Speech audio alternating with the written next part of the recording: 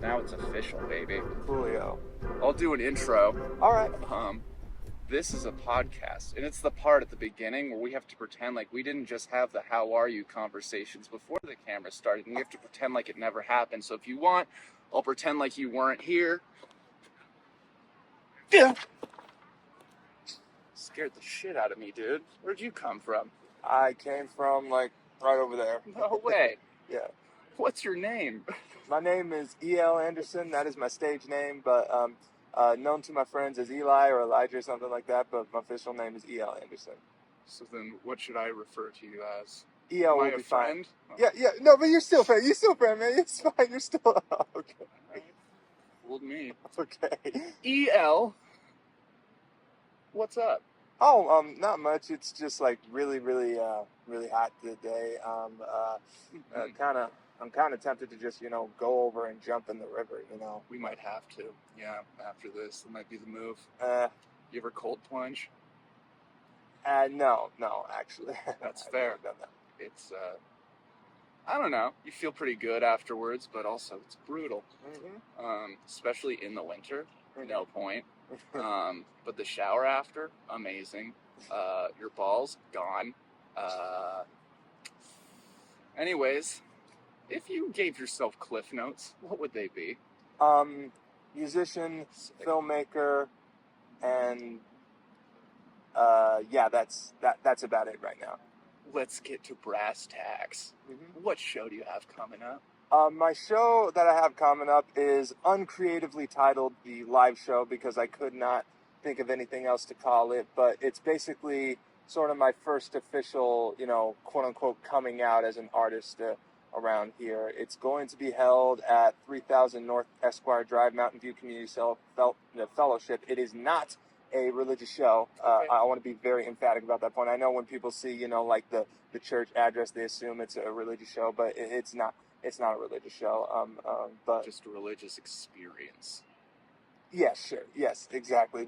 It is a religious experience. It will be a religious experience. When you turn, yourself into your audience's God. Yeah. You play the clarinet? Yeah, play the clarinet and I sing, and trying to get back into piano. Ooh. Yeah. I played clarinet for like 8 years in school, so I don't know. Do you do originals? Yeah, I do originals. This concert will be like a mix of originals and covers. I do have covers in there just to sort of, lure people in with the idea of my playing the clarinet and singing, because I don't think a lot of people really connect, clarinet with pop music. They connect it with either old 20s jazz or classical music or something like that, or marching or band stuff, Have you figured out how to play the clarinet and sing at the same time? Actually, there's this technique called growling on the clarinet, and you can either do that by flutter tonguing, really tonguing it really fast, or you got to make this sound in sort of in your throat when you're playing it. So you're kind of playing and singing at the same time, almost, but not exactly. Mm-hmm. Yeah, and I've tried to add that to as many of my covers as I can, so I'm just not playing the songs straight, Yeah. You gotta play it a little bit gay. Nothing wrong with that. Fair. Yeah. Skin flute. Shit. Okay. Super serious question now. Mm-hmm. If you had a surgeon and a chef, and the surgeon is there to cut off just a little piece of you wherever you want him to, it's gonna grow back. Like you never knew that they took a chunk out of you. It could be like the back of your leg or something. Just a little $50 sized piece of you. And then he takes that and gives it to the chef. Mm-hmm. And And then the chef cooks that up in the best way that you can cook people. Would you try yourself? out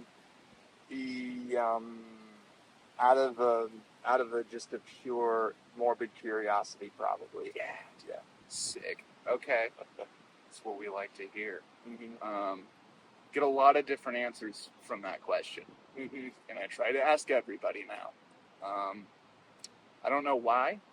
I don't know what I learn about the person, but I do learn a lot about morality, I guess. Fair. Sometimes I'll get a whole lecture about how religion says that's a no-go, even if you're curious. And I'll say, but what about for science? And they're like, well, God made science, so blah, blah, blah. I'm like, well, then if you made science, then let me try myself. Fair It's enough. me, dude. Yeah, fair enough. I mean, yeah, technically it's you, so you can't really. Yeah, exactly. I mean, yeah, maybe. We worked on a thing. What was that, last summer? Yeah, it was last summer. How did that turn out? Or did it turn out? I think it turned out okay. I have a real problem of making things and not releasing them. That was mostly for like, filmmaking practice or something and working with actors and stuff like that. I didn't really have like too much intent of like releasing that. It was mostly just practice, Respect. Yeah, exactly. Oh, Musical. you ever burp and it stings your eyes? I've never, I can't say I've ever burped that loud, but yeah, like, yeah, Brag. yeah. Okay, sick. When did you start performing and all that jazz? Well, I started with my And not jazz, I guess. and I started performing in sort of like this. I guess you could call it performer space because I'm discounting sort of like, the band performances that I had to do at school and stuff. I started off in a duo with my younger brother, Nathan, and we were a part of a duo called The Swirl. We would perform at various venues around the Treasure Valley, and we even auditioned for America's Got Talent when they came here. We moved on to another round. We were actually performing in front of cameras because how they do it sometimes is when you try out, you're in a room with people. There are no cameras. It's just you and some people at a table. And so Nathan and I did our thing, and then they sort of sent everybody out, and they had called us back in and said, "We think you guys got something." And so we went before the cameras, and admittedly, that's as far as we got. We never got. Hello.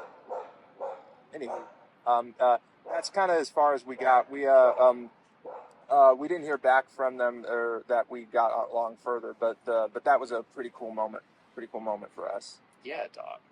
Do you remember the first show you did that did not go well? Actually, something. Yeah, a couple of weeks ago, a show did not go well. Actually, What happened? well, as it turns out, I didn't. I performed at an event. It was it was an event that I had actually done a couple of years ago with somebody else, and there was a sound person there. I thought there was going to be a sound person, but as it turns out, bands at the bands brought their own sound people, which is mostly how it works. And also, I just should have learned from my days performing with Nathan that always trust your own sound equipment. And so I only brought a tablet and one of those little auxiliary things that turns into like I think 3/4 inch cord or something like that, something like that. But that didn't translate the sound and the sound system very well, so it sounded very, very janky and stuff. Thankfully, the band in front of me graciously let me use their sound system, and it was going for a while there, but my tablet stopped working before it overheated or something, or to prevent itself from overheating and stuff. And so I just had to leave the stage, and like I still got paid, and I still thank the people in charge for giving me the opportunity to do it. I just didn't prepare very well, but I did not feel too bad after that because then I got the idea to do sort of this concert. I even wrote a song about that whole thing that I'm going to premiere at this upcoming live show. Yeah. A debut, huh? Yeah, exactly. Right on. You ever have people you ever had something go wrong and then you try to like save it by like saying a joke into the microphone, and then that like pisses people in the audience off more. No, I've never. Might just be a me thing. Uh, Yeah. Okay. Yeah. Piano, singing, clarinet, concerts. Hmm. What do you do when you aren't performing or writing? How do you just kill time? What's a day in the life? Well, reading, actually. I'm trying to read a lot more to get, some more inspiration from like maybe unexpected sources. And so I'm trying to read whatever I can get my hands on that I think I can finish in a reasonable amount of time. Currently reading Children of Blood and Bone. Um, it, What's that about?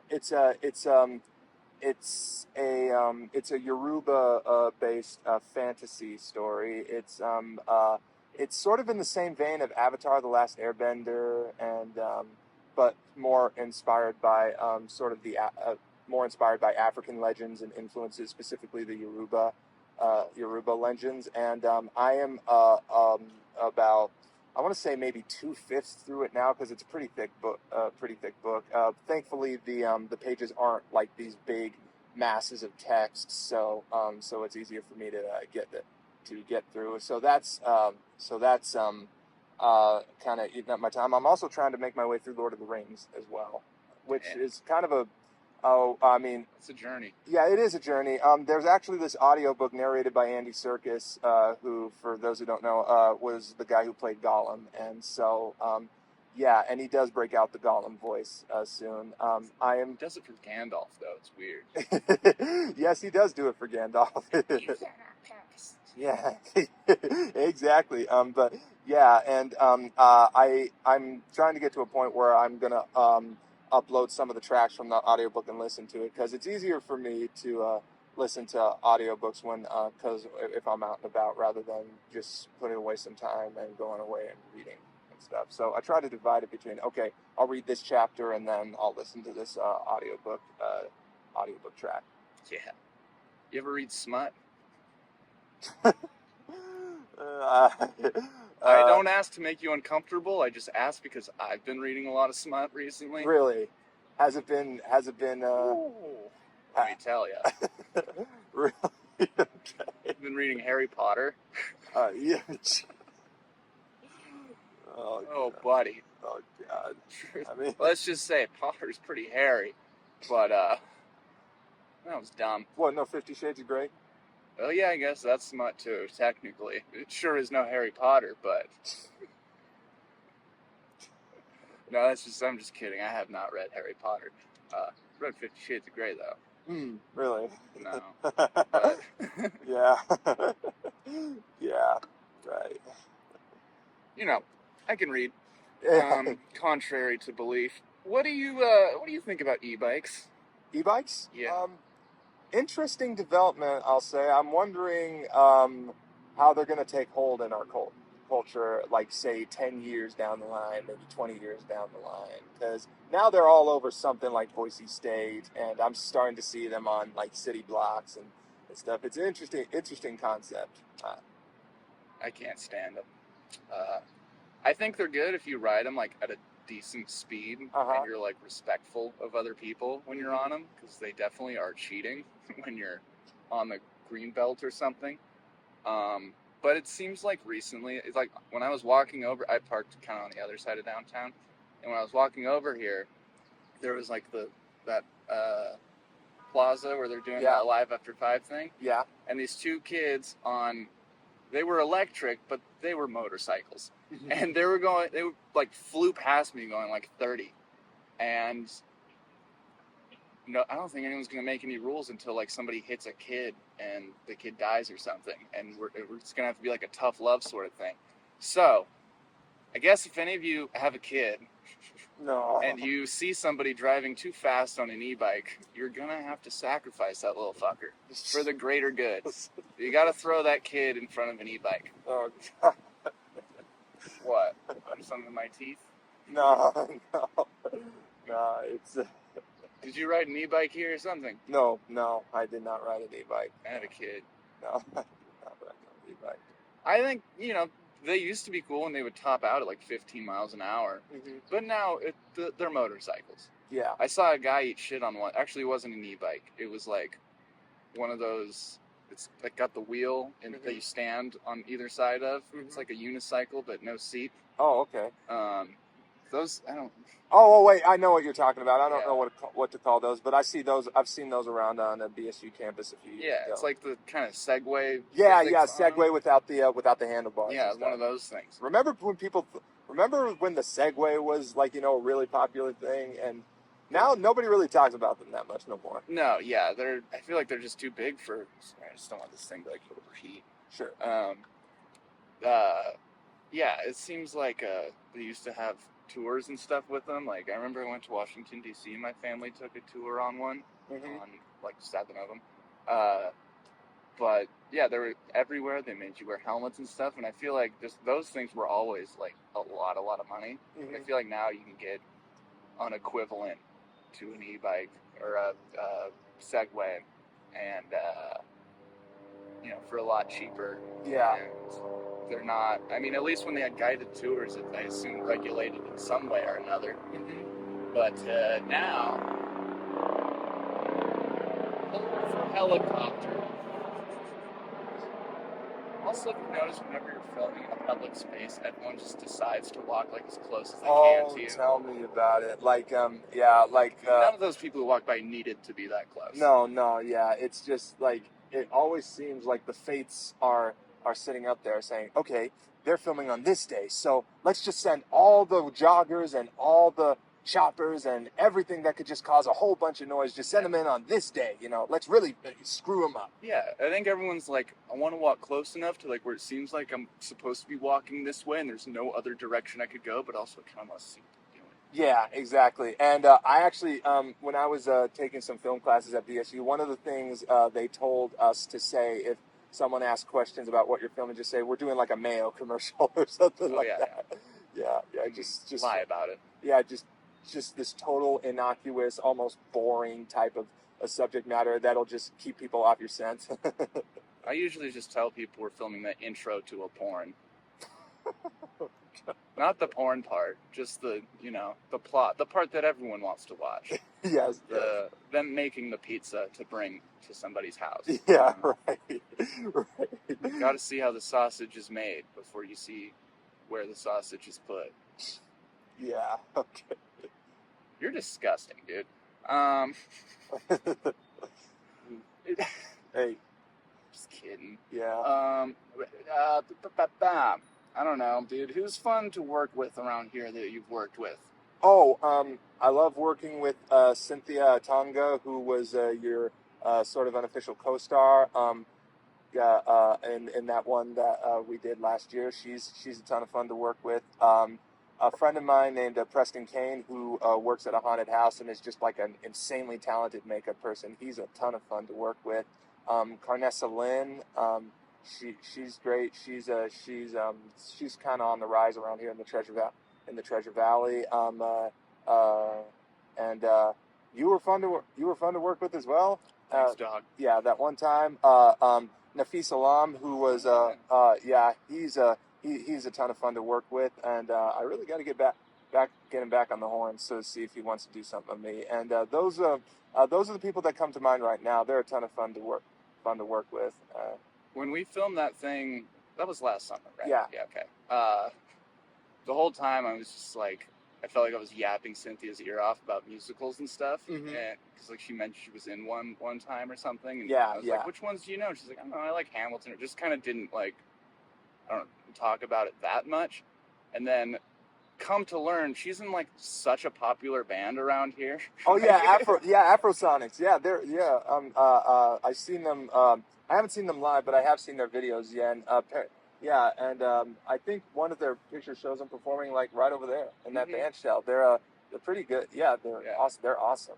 It's like if I told you, like, oh, I played clarinet in high school, so let me tell you a little bit about the clarinet, and the whole time you'd be like, yeah, I know everything you're about to say. Yeah, yeah. But what musicals did you talk to her about? Like Wicked or I remember we talked about Hamilton for a minute. uh-huh. She said that, like, that was one that she liked a lot. Yeah, because I've been really getting into Wicked actually after seeing Wicked Part 1 with a couple of my friends, one of whom or a couple of whom actually were actually Wicked fans. I knew basically nothing about it. I knew the basic plot, and I knew like Defying Gravity The classics. and Popular, but I didn't know the other songs. And recently, I just got into most of the other songs, and I'm anxious to see how Part 2 turns out, because Part 2 is where apparently even some Wicked fans have some problems with the musical. They always do. Yeah, But no, that's sick. No, it's just the movie was great. I am currently reading the Wicked book. Oh, and, quite a different experience, huh? speaking of smut, dude. Yeah, These munchkins like to fuck. yeah, I mean, I've heard things about it. I have not read it myself. I've only read like a tiny little portion of it, but it's like an entirely different beast from like the musical. That much I know. Yeah, not to be offended by my frank analysis, but Yep, that's a good one. what other musicals are you into?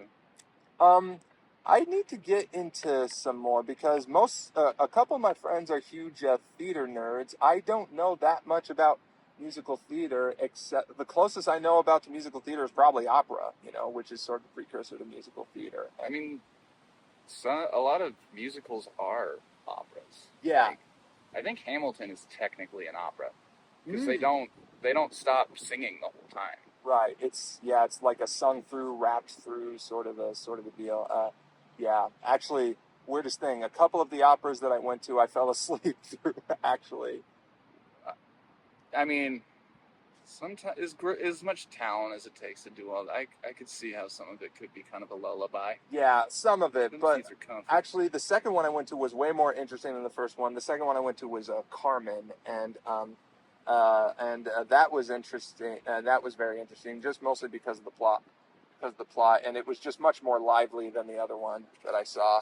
Yeah, it was much more passionate, much more lively, and I really enjoyed it. And one opera I hope to see live is one of the Ring operas, like Ride of the Valkyries, and Ride of the Valkyries is the song that goes dun dun dun dun dun dun dun dun. Oh, yeah. Yeah, it basically has the same plot as Lord of the Rings, except it's about like the Norse gods and stuff instead of like Gollum and all that stuff. So yeah. I hope to see that one of these days, but they are incredibly long. Are you into like mythology and stuff like that? Yeah, I'm kind of into that. Yeah, I'm kind of into that stuff. I haven't done extensive reading on it, but I know the basics of like Greek mythology and Roman mythology and how they're basically just the same thing. And Norse mythology, that's one that's surprisingly interesting. I remember I did a play a few years ago, Mm-hmm. and I'm trying to remember exactly what the line was, but we had to mention the Norse goddess of fertility or something, and it was something about like Yule tides or whatever. It was like a Christmas show I was doing. Oh, okay. There was a part where we were talking about ways that different people celebrate the holiday. Mm-hmm. My character said something like, yeah, back in the day, you would take a stick of butter or something and rub it on your door frame or something around Christmas time, and then the Norse goddess of fertility would eat it or something like that. And your thoughts? Or is that just a silly line they wrote in the show? I'd have to do more research into that, but it does not sound too far off from some of the odd traditions that you read when it comes to like ancient Greeks or ancient Norse or Send you the script. Yeah, yeah. So it does not sound that far off from some of the weird ancient mythology and stuff. I mean, it's definitely fascinating, but yeah, there was a lot of arbitrary stuff like that. Like Greek mythology, for example, the whole reason spring and summer exists is because Hades decided that the goddess of spring had to spend half of every year down in the underworld with him, Florida. Yeah, yes. Hades was Ron DeSantis, as it turns out. Yeah, well, yeah, yeah.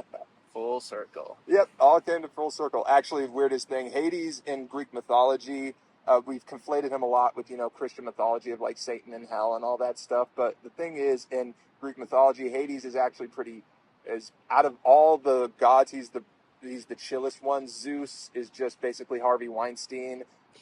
Yeah, Can't do that. yeah, every other god is some variation on terrible. Whereas Hades, while not perfect, is just sitting in his lair doing his thing, And It's good to see someone just being themselves. yeah, exactly. In their lane. Yeah, exactly, exactly, totally.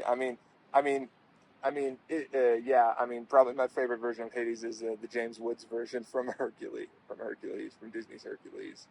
The song, I'm honestly, I love musical. I've never seen Hercules.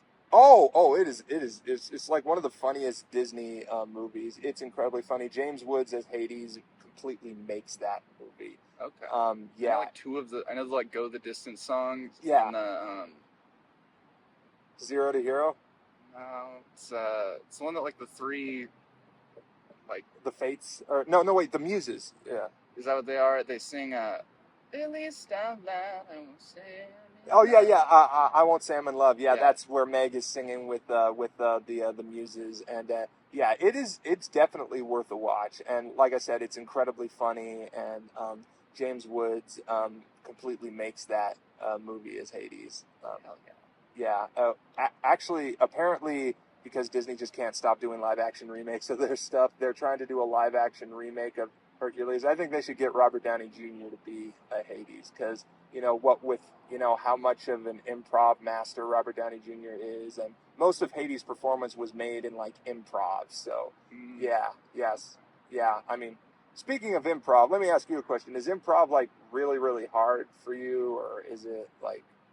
Yeah, but it's really hard, but it's also one of those things that I enjoy doing. And I'm sure it's like, you get a challenging piece of sheet music or something with clarinet, and you're like, oh damn, but then you make it work somehow, and you feel good.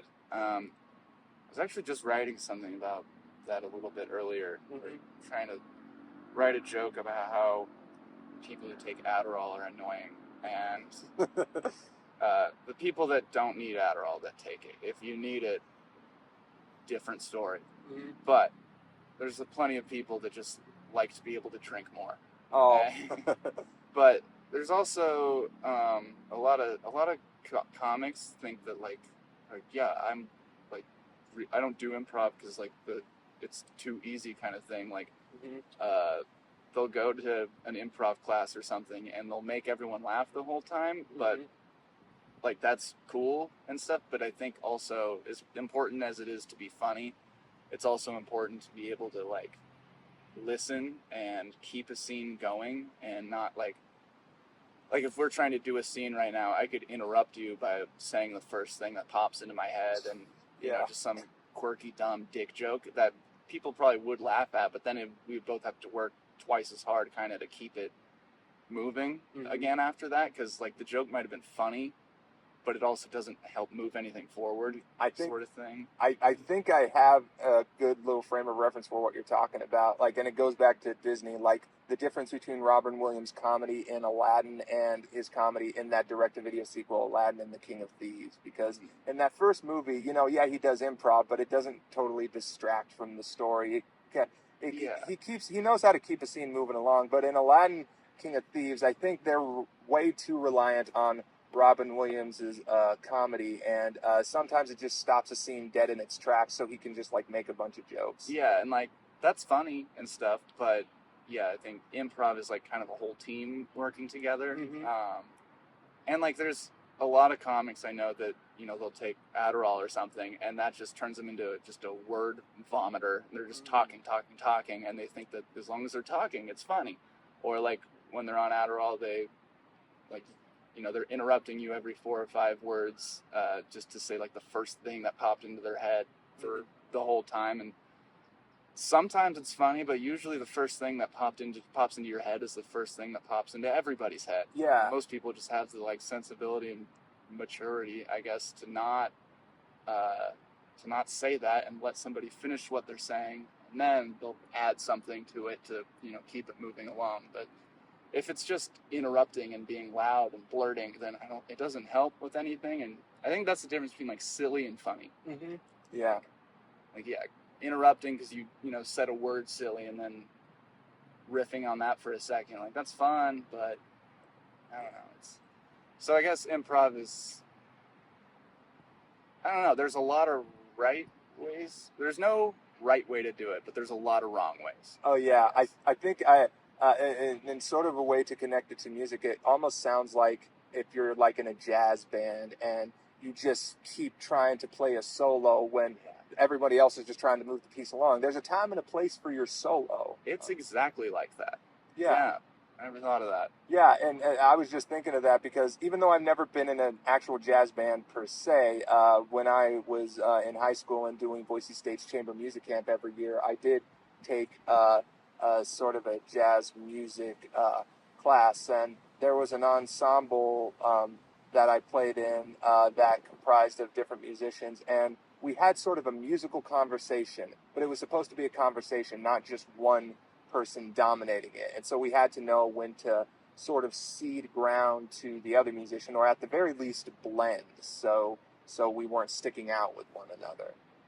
That's fucking awesome. Yeah, like, I mean, that's where listening plays just as big a part as being able to play your instrument. And like, yeah, it's all just call and response. Yeah, and honestly, even though I don't know too much about comedy or improv, and this is just pure conjecture on my part. Wouldn't like the funniest stuff come from like reacting to what someone said and just really listening to it, especially if what someone said was just incredibly stupid or something like that, and just really digging down into it. 110%.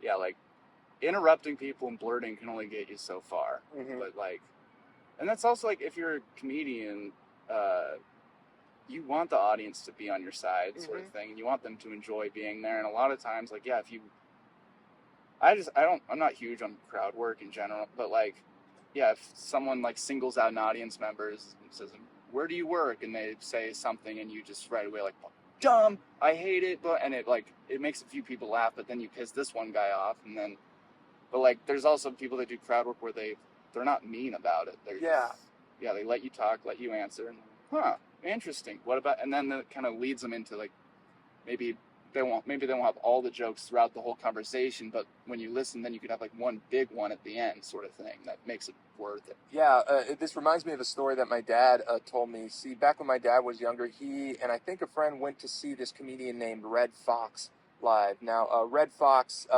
is most famous for his show Sanford and Son, which was like a huge sitcom back in the day. But he saw Red Fox live, and he was apparently just dunking on this overweight woman and stuff, and Dad just didn't think that was funny, and so he and his friend just sort of got up and left, and so like, and sort of speaking to what you were saying, like just dunking on somebody can be funny like for a little bit, but if you just go too far with it or just go outright mean with it, then people are just not going to be on your side. Yeah, definitely. And I mean, I'm definitely guilty of, like, I've dug myself into too deep of a hole, and shit does happen, and I've interrupted. I'm sure you could watch a billion of our podcast episodes and find me doing the same thing, especially the ones where we drink. But we're always trying to get better. Yeah. It's one thing I've been trying to work on is just listen as much as I respond. Yeah, exactly. And that's something that someone on the spectrum, you really got to learn, because the way a spectrum affects me is that I always got to feel like I'm the first person, saying has to say something or have the smartest thing to say. And I used to talk like about movies with anybody who would listen. I did not. Sorry, I thought I heard something. I did not care whether or not they were that into movies. I would just go off off on movies with anybody who would listen. But as I got older and started learning more about being on the spectrum, I learned, okay, you got to find out what is the other person actually into. What do they care about, and talk about that. And so now I don't do it unless I'm at like one of those colossal film festivals, or unless I gauge a person's interest in movies or whatever it is I want to talk about, And so, Yeah, dude. yeah. Snaps for growth. Exactly, definitely. Well, Jeez. what is Cut that part out, Oh, the bug flying? Yeah. For sure. I'll cut that part out too. Annoying. Do you have a favorite movie? Top three. If Top that's three: no Prince order. of Egypt, Fantasia, and Fantasia 2000, probably. Yeah. Fantasia. Good. Yeah. All of them. Yeah, exactly. And that's another thing. A lot of my influences come from animation, actually, because animation, you can just get really visually crazy and stuff. So a lot of those visuals and a lot of those, I'll call them shots, even though they weren't actually shot with like a camera or something like that, have stuck a lot in my mind. Especially in Fantasia. Yeah, everybody can go to the Mickey Mouse stuff in Fantasia, but I'm talking about the last segment, the Night on Bald Mountain thing, where you have that big demon on the mountain controlling all these damned souls, making them dance around for his amusement and stuff. Those visuals have stuck in my mind for years, and yeah. Okay. You're a visual guy. Yes, very Right. visual. Yeah, I'm. Yeah, as a matter of fact, that's how I learned visually. Like if a certain instruction says do this, this, and that. Okay, I'm just gonna say, okay, what is this, and that? But if you have like a little picture demonstrating what it is I'm supposed to do, then I'll follow it.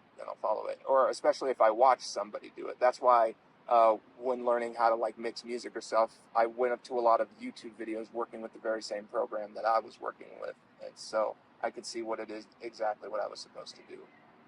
Yeah, dude. Yeah. That's awesome. Thank you. You're welcome. I see what you mean, especially with things that were animated a while ago, especially when they had to hand draw everything, all like that.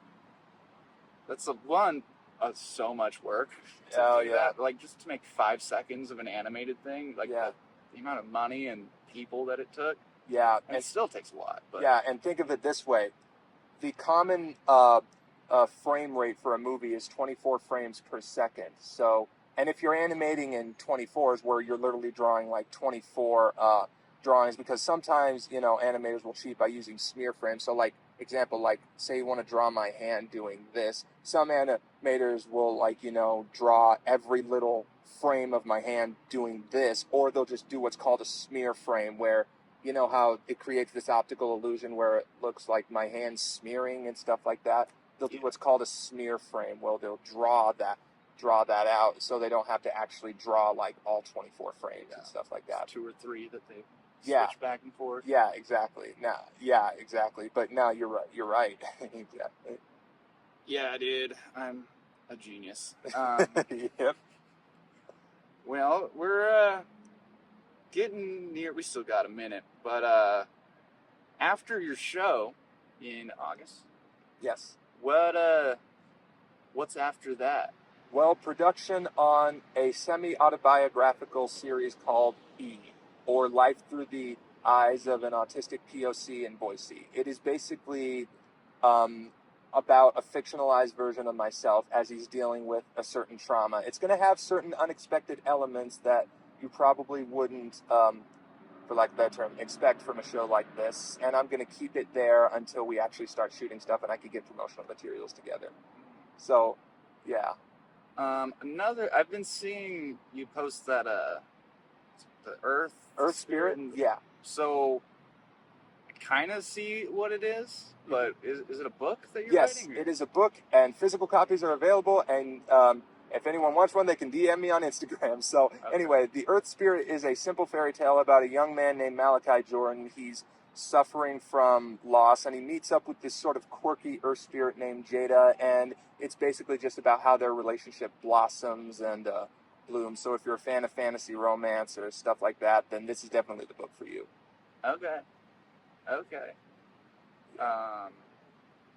So you gotta DM you to get it, huh? If you want a physical copy, yes. Okay. Yeah, if you want a paperback copy. Right on. How long did that take to make? 3 years actually, because it existed in many different formations. Jada was initially a dragon, and I was going forward with that plan, but I had a talk with my brother where he said, Eli, people might draw sort of bestiality from that a little bit, It's a little too Shrekky for me, but well, at least Shrek. Malachi a donkey? No, but at least Shrek was a humanoid figure. So like, whereas Jada as a dragon was like, just very much inspired by the Eastern dragon, sort of this noodle-like shape and stuff like that. Yeah, so I'm still gonna try to make a dragon story work, but maybe definitely not for this story. And plus, I think it was a nice little suggestion to change, because then I got to basically draw from Fantasia 2000 as an influence, because Jada is primarily influenced by a character from one of the last shorts in Fantasia 2000. And so, yeah. Dude, cool. Thank you. I might have to snag a copy. Yeah. Do I have to DM you, or can I just say it right now? Sure. Just say it right now. If you got $15, then... I was gonna say 20. I'll tip you $5 for shipping and stuff. Yeah. Okay. Awesome, dude. I don't even know what to ask now. What's a new hairstyle you would try out? A new hairstyle I would try out? I would just shave it off and try going bald again, Have you been bald before?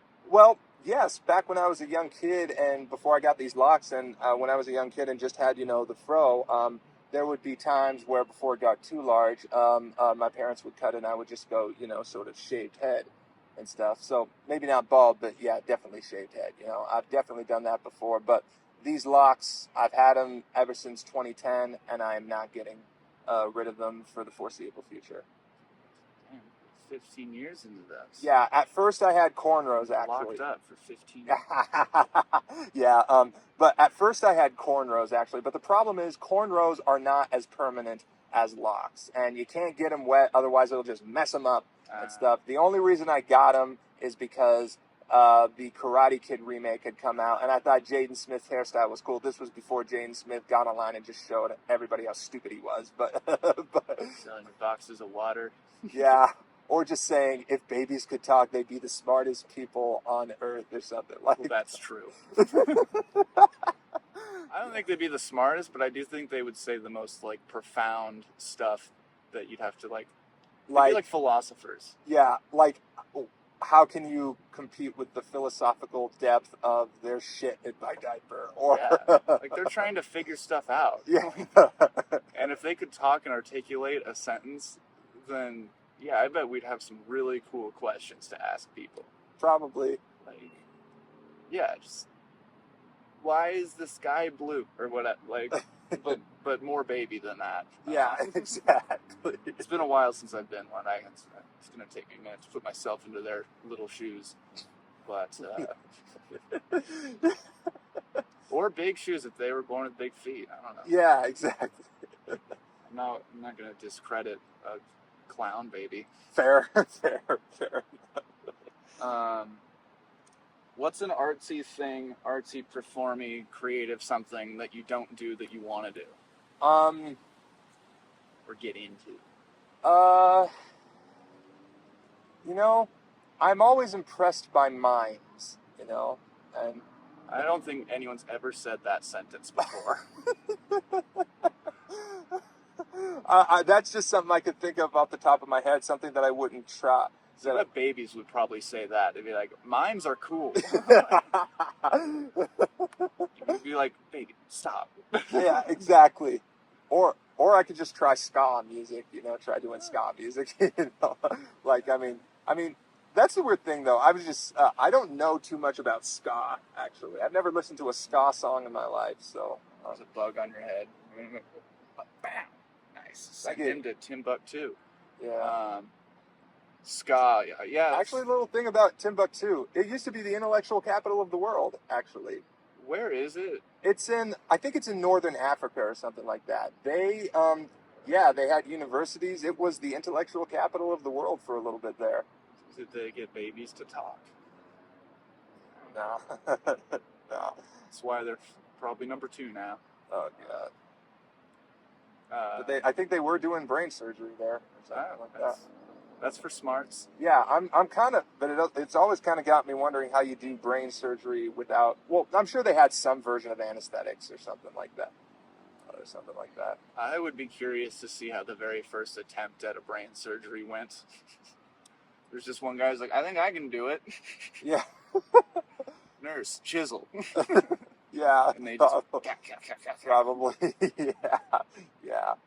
Yeah, I wonder how long ago that was. Did they make anesthesia or brain surgery first? Hopefully, anesthesia came first. Yeah, hopefully anesthesia came first. Yeah. Yeah. This has been silly. Yeah, it sure Dude, has. Speaking of silly, I threw a cup away in that trash can earlier. Uh-huh. And it says aluminum on that side, and on the other side it says plastic, and Uh-huh. they both go into the same thing. Yeah. Silly. Yeah.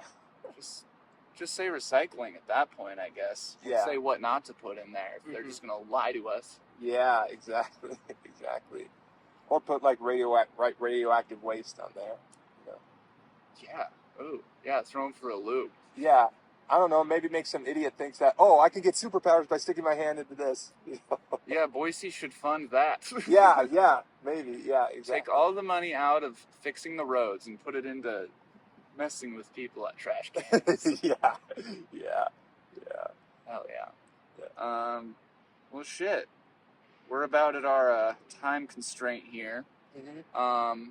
I'll slowly start putting everything away, but do you want to say the last few words, say for to follow you and all that, and then if you think of a joke or whatever. All right. Well. Wait, one thing I want to say. When we were talking about the jazz and interrupting, ironic now, isn't it? I just cut you off. I was going to say, you save your high notes for the end. Yeah, exactly. Yeah, you don't want to give it away at the beginning. Exactly. So my high notes are: you can follow me on EL Anderson Musician on Instagram, and come to my show August the 2nd at 3000 North Esquire Drive and buy a copy of Earth Spirit. If you want a physical copy, just DM me on Instagram. Awesome.